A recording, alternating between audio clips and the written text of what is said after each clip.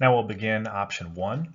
We'll start with the existing boundaries and then fade on the options, fade back the existing boundaries, then highlight the areas that change. And so starting with Elkins, the Elkins zone would be outlined in this yellow color. The dotted lines indicate the middle school zones. In option one, Schiff Elementary would continue to feed through Baines, but instead of feeding to Ridge Point, it would feed into Elkins.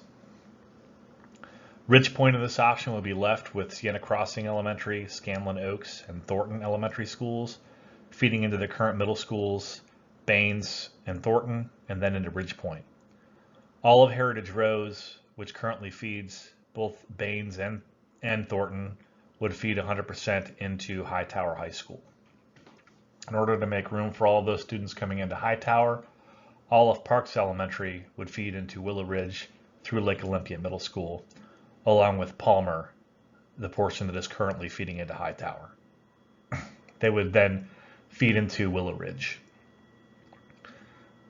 The other portion of Palmer, the Lake Olympia subdivision, would feed into Lake Olympia Middle School and then to Marshall. Quail Valley Middle School and its feeding elementary schools, Quail Valley Elementary and Lantern Lane, would feed into Marshall as well. Looking at the data associated with option one, this is a very good balance of enrollment between all of the high schools. By full implementation, all 5 of the high schools would be enrolled at over 2,000 students. Looking at the overall utilization, we've got a very good balance of utilization between all of the high schools. Hightower would reach 100% in 2028-29, and Ridge Point would reach 102%. If we look at the socioeconomic balance, Elkins would go from 26% to 12%, Hightower from 58% to 61%. I'll talk about that after I go through this. Marshall would go from 75% down to 60%, Ridge Point from 22% down to 8%, Willow Ridge from 80% down to 70%. We do see this increase in economically disadvantaged students at Hightower, but because of the growth areas that are drawn into that boundary in this option, that percentage would likely drop significantly over time. Another piece of data that we wanted to show and illustrate for each option is what the composition of the proposed zones would be based on the current and projected students.